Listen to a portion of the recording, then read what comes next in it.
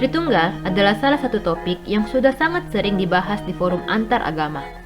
Ada banyak sekali orang yang bingung dengan konsep Tritunggal ini dan beranggapan bahwa Allah di Kristen ada 3. Jadi kali ini, kami mau menjelaskan masalah Tritunggal ini dengan menggunakan penjelasan yang sederhana dan ditunjang oleh ayat-ayat Alkitab.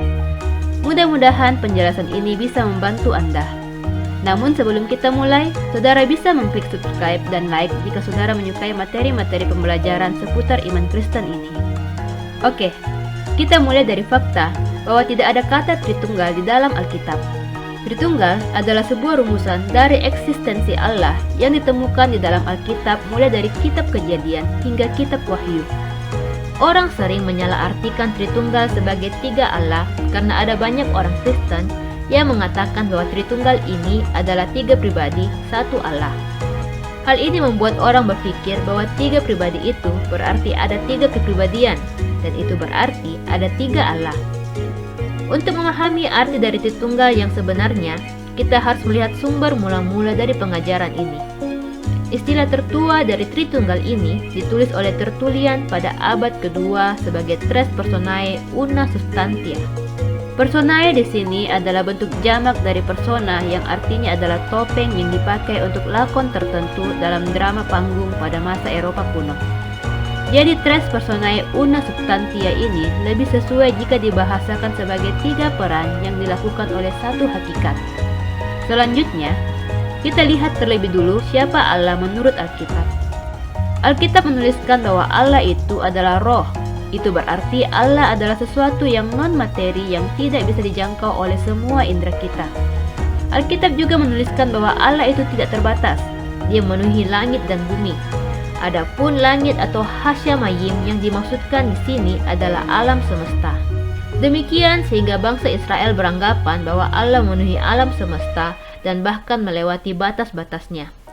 Alkitab juga mengatakan bahwa Allah adalah pribadi yang maha kuasa.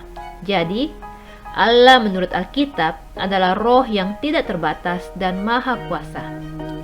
Selanjutnya, ternyata di dalam Alkitab, roh tidak terbatas yang maha kuasa ini selalu menyatakan dirinya dalam 3 eksistensi berbeda yang tidak terpisahkan satu dan yang lainnya.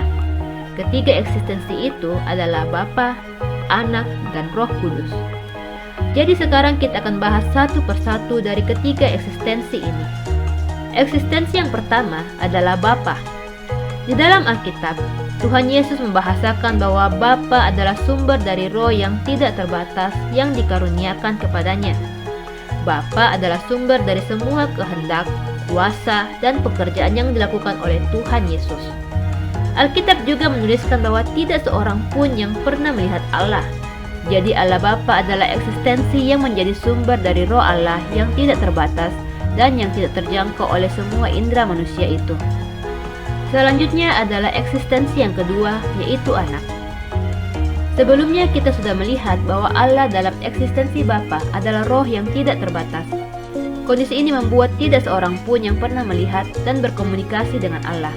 Tapi sepanjang Alkitab, kita bisa membaca ada beberapa kali Allah menyatakan diri di hadapan manusia. Misalnya, Allah berjalan di dalam Taman Eden. Allah menemui Abraham di tendanya. Allah bergulat dengan Yakub. Allah menemui Hagar. Allah berbicara dalam api di semak duri. Allah hadir dalam tiang awan dan api. Allah berbicara dalam badai petir di puncak Sinai. Dan yang terakhir adalah Allah berdiam dalam tubuh daging manusia yang diberi nama Yesua.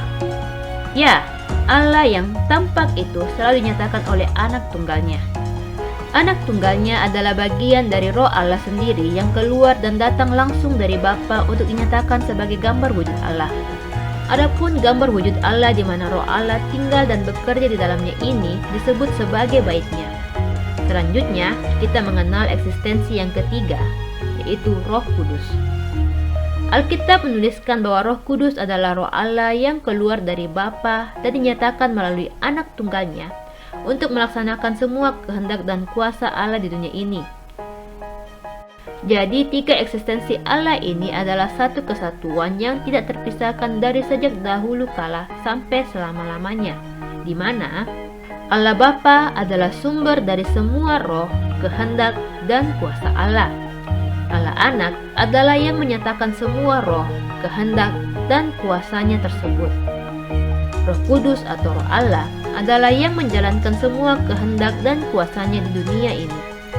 Jadi tidak pernah ada 3 Allah, dan kita tidak perlu beretorika untuk membenarkan 1 tambah 1 tambah 1 sama dengan 1. Karena memang sejak semula hanya ada 1 Allah saja.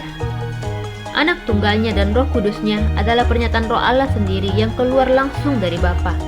Ketiga eksistensinya ini tidak terpisahkan. Tidak ada kehendak dan kuasa Allah yang tidak berasal dari Bapa. Tidak ada kehendak dan kuasa Allah yang dinyatakan di luar anak tunggalnya. Dan tidak ada kehendak dan kuasa Allah yang dikerjakan bukan oleh Roh Kudusnya.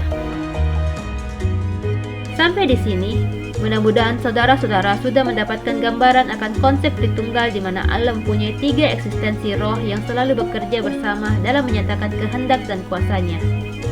Sampai jumpa di video kami yang lainnya.